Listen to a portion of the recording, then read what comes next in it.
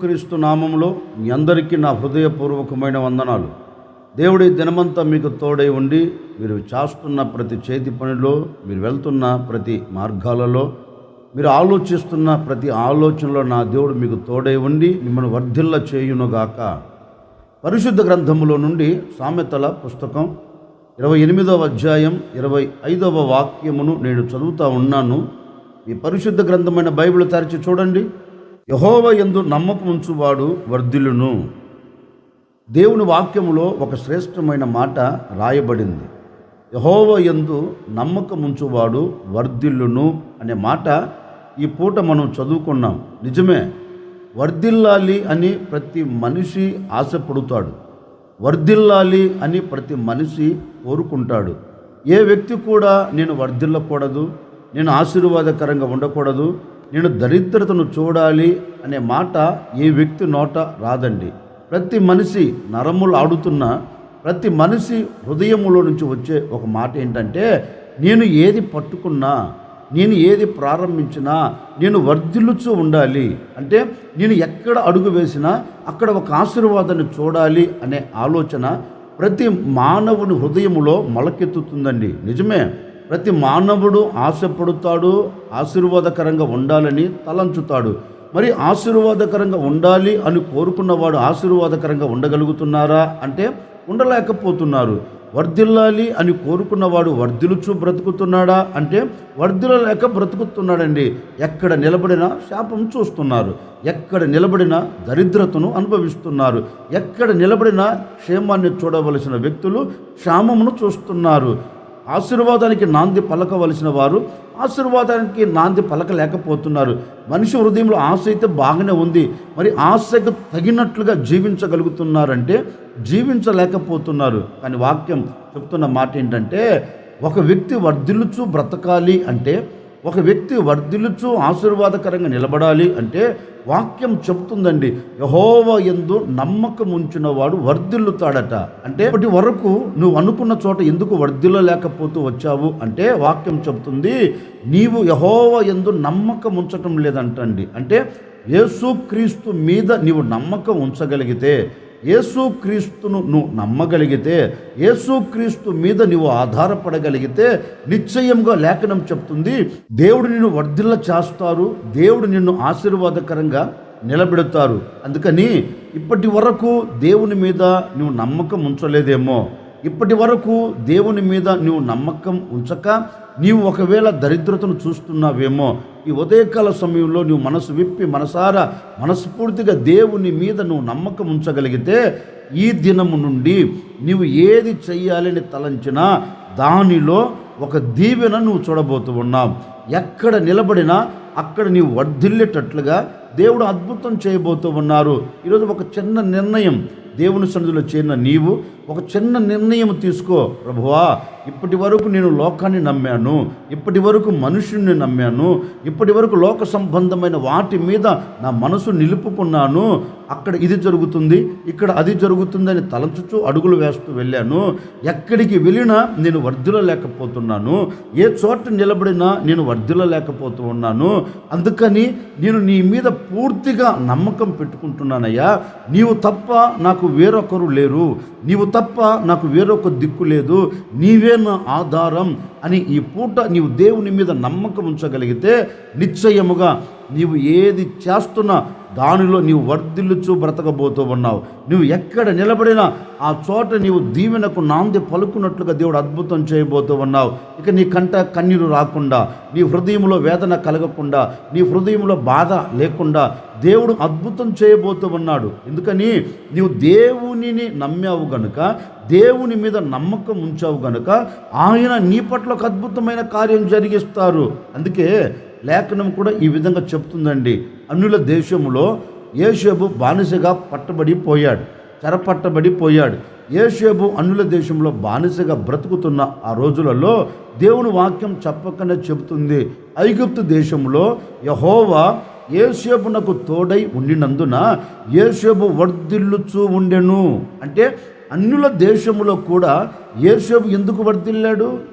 అన్యుల దేశంలో కూడా యోసేపు ఆశీర్వాదానికి నాంది ఎందుకు పలికాడు అంటే వాక్యం ఉంటుంది, ఆ కష్ట దినములో కూడా, ఆ వేదన కలిగిన దినములో కూడా యోసేపు దేవుణ్ణి నమ్మాడు. ఏదో ఒకరోజు నా దేవుడు నన్ను పైకి లేవనెత్తుతాడు, ఏదో ఒకరోజు నా దేవుడు ఆశీర్వదించడం ప్రారంభిస్తాడు, ఏదో ఒకరోజు ఈ దేశంలో తప్పక నేను వర్ధిల్లుచు బ్రతుకున్నట్లుగా కార్యం జరిగిస్తారు అనే ఒక నమ్మకంతో యోసేపు దేవుని మీద నమ్మకం ఉంచాడు గనుక దేవుడు అతన్ని చేయి విడిచిపెట్టకుండా ఆ దేశంలో అతనికి తోడై ఉండి వర్ధిల్ల చేశాడంటండి.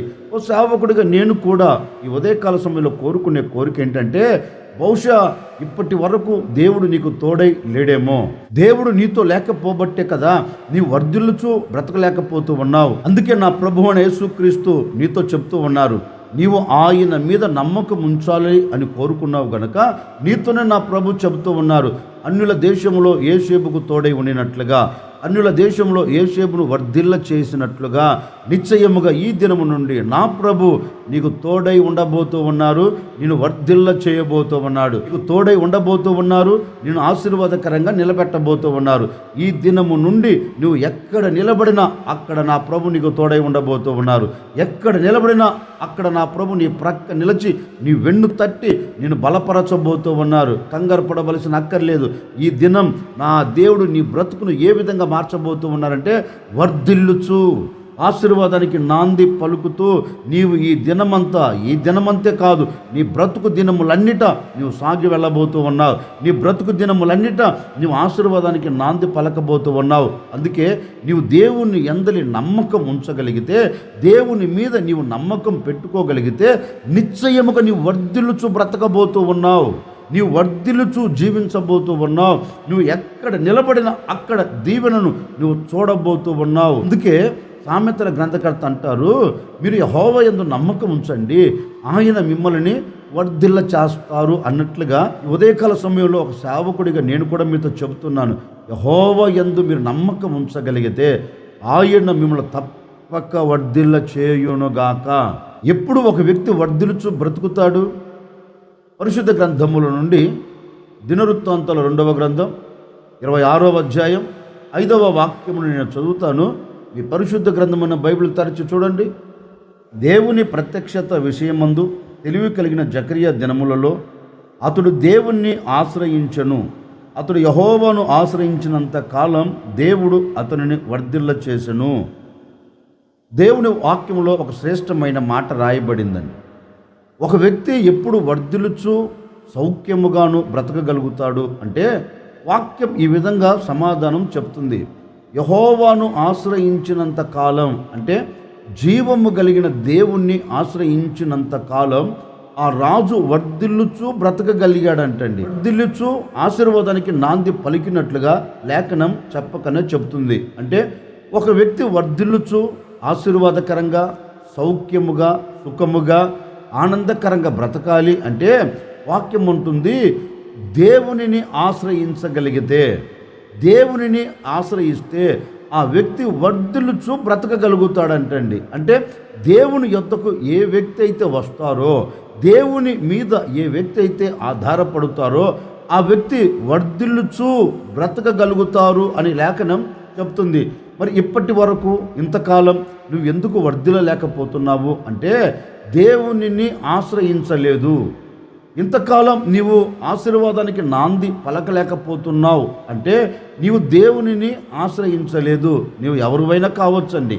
ఏ కష్టంలో నువ్వు పడిపోయావో, ఏ బాధలో నువ్వు నిలిచిపోయావో, ఏ ఆశీర్వాదం లేక అల్లల్లాడిపోతూ కన్నీరు కారుస్తున్నావో, ఇక నేను ఆశీర్వాదానికి నాంది పలకలేనా, ఇక నేను శాపమునే చూడాలా, ఇక నేను దరిద్రతనే అనుభవించాలా, ఏంటా నా జీవితం అనే ఆలోచనతో నువ్వు నిలిచిపోవలసిన అక్కర్లేదు. నేను ప్రకటించే యేసు క్రీస్తు యొద్దకు నువ్వు రాగలిగితే, నేను ప్రకటించే యేసు క్రీస్తు పాదాలు నువ్వు పట్టుకోగలిగితే, నేను ప్రకటించే యేసు క్రీస్తును నువ్వు ఆశ్రయించగలిగితే, ఇప్పటి వరకు లోకాన్ని ఆశ్రయించావు కదా, ఏమైనా మేలును చూడగలిగావా? ఇప్పటి వరకు మనుషుల్ని ఆశ్రయించావు కదా, ఏ ఒక్క ఆశీర్వాదమైనా చూడగలిగావా? ఇప్పటి వరకు లోక సంబంధమైన వాటిని ఆశ్రయించావు కదా, ఏ మేలైనను నీవు అనుభవించగలుగుతూ వచ్చావంటే మనిషిని ఆశ్రయించినంత కాలం నీకు కష్టకాలమే కనబడుతుంది. మనుషుణ్ణి ఆశ్రయించినంత కాలం మోసపూరితమైన కాలమే నీ కంటికి కనబడుతుంది. ఆశీర్వాదం ఇంకెక్కడ కనబడుతుంది? దీవెన ఎక్కడ కనబడుతుంది? అందుకే ఈ ఉదయకాల సమయంలో మనుషుణ్ణి ఆశ్రయించడం నీవు వదిలిపెట్టి, లోకాన్ని ఆశ్రయించడం వదిలిపెట్టి, నేను ప్రకటించే యేసు క్రీస్తును నువ్వు ఆశ్రయించగలిగితే, నేను ప్రకటించే యేసు క్రీస్తు మీద నువ్వు ఆధారపడి ఆయన వైపు నువ్వు చూడగలిగితే, నిశ్చయముగా నా ప్రభు నిన్ను వర్ధిల్లింప చేసి నీవు ఆశీర్వాదానికి నాంది పలుకున్నట్లుగా ఒక అద్భుతమైన కార్యము జరిగించబోతూ ఉన్నారండి. నేను ప్రకటించే యేసు క్రీస్తు ఎవరో తెలుసా? నీవు శాపములో పడి ఉంటే నీ శాపములు నిన్ను విడిచిపెట్టే దేవుడు కాదండి. నీ పాపములు నిన్ను విడిచిపెట్టే దేవుడు కాదండి. నీ కన్నీళ్ళ మధ్యలో నిన్ను విడిచిపెట్టే దేవుడు కాదు. ఎందుకంటే ఆయన నీ శాపమును రద్దు చేయగలిగిన వాడు, నీ పాపమును కొట్టివేయగలిగిన వాడు, నిన్ను ఆశీర్వదించగలిగిన సర్వశక్తి కలిగిన దేవుడు. నేను ప్రకటించే యేసు నిన్ను ఆశీర్వదించాలనే, నీ శాపమును రద్దు చేయాలనే, నిన్ను దీవెనకరంగా మార్చాలనే, నీవు ఆనందకరంగా సమాజంలో విలువ కలిగి బ్రతకాలనే, నీవు వర్ధిల్లుచు సాగిపోవాలనే ఆయన 2025 సంవత్సరాల క్రిందట ఈ భూమి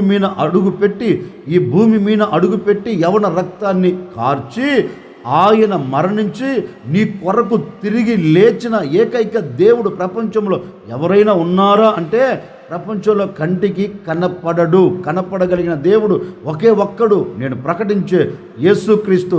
ఆ యేసుక్రీస్తు ఈ పూట నీతో చెప్పకనే చెబుతూ ఉన్నారు, నీవు నన్ను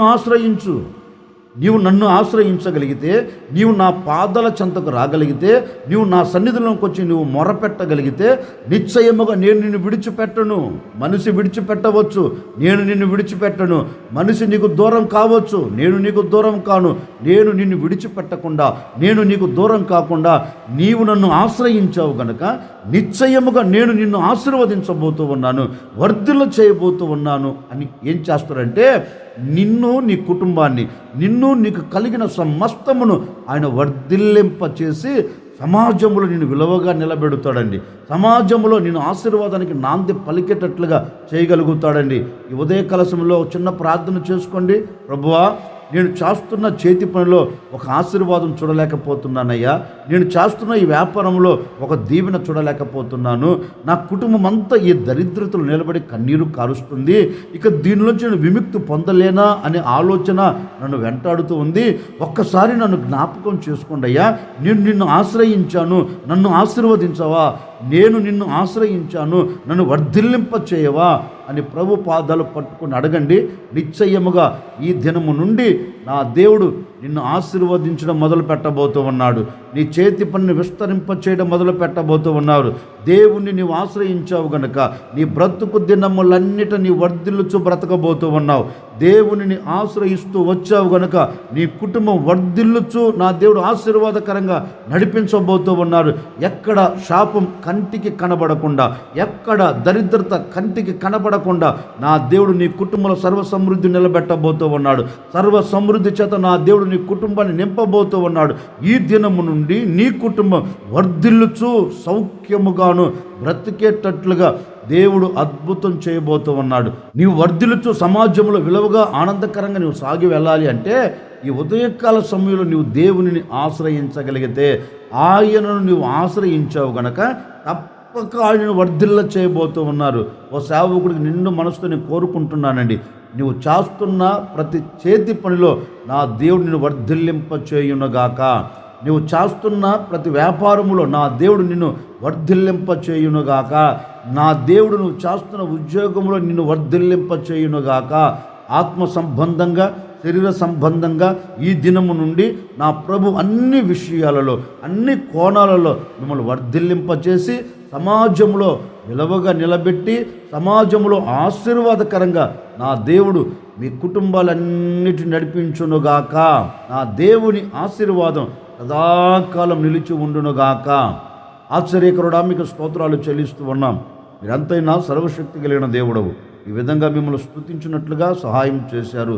యెహోవా యందు నమ్మకం ఉంచువాడు వర్ధిల్లును అని మీ లేఖనాలు సెలవిచ్చినట్లుగా ఎందరైతే నమ్మకం ఉంచి నిన్ను ఆశ్రయించి ఉన్నారో ప్రతి కుటుంబాన్ని వర్ధిల్ల చేయండి, ఆశీర్వదించండి, శాపంను కొట్టివేయండి. దీవెనకరంగా మీరు మార్చి ఈ దినమంతా వీరు చేస్తున్న వీరి సర్వ ప్రయత్నాలలో మీరు వర్ధిల్లింప చేసి మీ సన్నిధిలో బిడ్డలను సాక్షిగా నిలుపుకొని ఘనమైన నామమునకు మహిమ తెచ్చుకోమని యేసు నామములు అడిగి వేడుకొనుచున్నాము తండ్రి, ఆమెన్. ఈ దినమంతా నా ప్రభు మీకు తోడై ఉండి అన్ని విషయాల్లో మిమ్మల్ని వర్ధిల్ల చేయునుగాక, ఆమెన్.